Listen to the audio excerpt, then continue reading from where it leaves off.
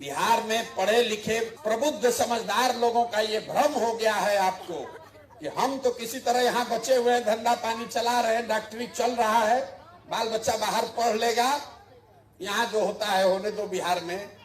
मेरे भाई, आपका भी जड़ खत्म हो जाएगा। हम गांव में देखते हैं बहुत प्रसिद्ध लोग, बड़े लोग, बड़ा बड़ा घर बनाया है, खंडहर हो गया, सब बाल बच्चा चला गया। अगर आप नहीं जगिएगा, अगर आप अपने आने वाले पीढ़ी के लिए कुछ नहीं कीजिएगा तो आपके बाद आपका नाम लेने वाला भी यहाँ कोई नहीं बचेगा। बंगलोर में और अमेरिका में, दिल्ली के किसी फ्लैट में बहुत बड़े आदमी है तो फार्म हाउस में आपका बच्चा रह सकता है, लेकिन आपका जो अभिमान है, आपकी जो जमीन है, आपका जो जड़ है, वो नहीं बचेगा। जब जहाज डूबेगा तो उसमें बैठा हुआ हर आदमी डूबेगा, आपका केबिन नहीं बच सकता है। पलायन का दंश सबको डसेगा।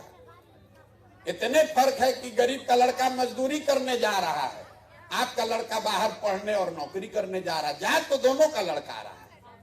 कोई ऐसा परिवार हमको नहीं मिलता है जहां माँ बाबूजी, बाल बच्चा, बेटा तीनों पीढ़ी एक साथ रह रहा है। किसी परिवार में अब ये दशा नहीं बची।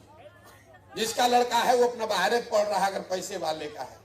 तो मैं आपको यही अनुरोध करूंगा, आपके हक में आप पैसा कमा रहे हैं, घर बना रहे हैं, बिजनेस फैला रहे हैं, कीजिए, लेकिन आपका अगर जड़ बचाना है तो थोड़ा सा, जरूरी नहीं कि हर आदमी राजनीति में आ जाए, लेकिन राजनीतिक तौर पर थोड़ा सजग होइए।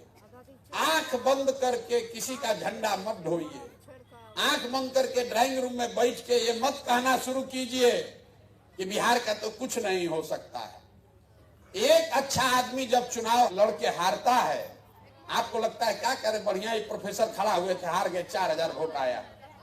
एक अच्छा आदमी हारता है तो हजारों अच्छे लोगों की ताकत, उसका विश्वास हिल जाता है कि भैया राजनीति हमारे लिए नहीं है। इसलिए कोई अच्छा आदमी खड़ा होता है तो आपकी इतनी जिम्मेवारी है, उसको एक ही वोट आपका है, कम से कम उस एक आदमी को तो वोट दीजिए।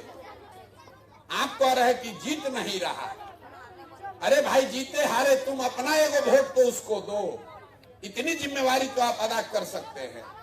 लेकिन आप भी सोच रहे कौन सरकार बनाएगा, हमारा वोट कहीं बर्बाद ना हो जाए।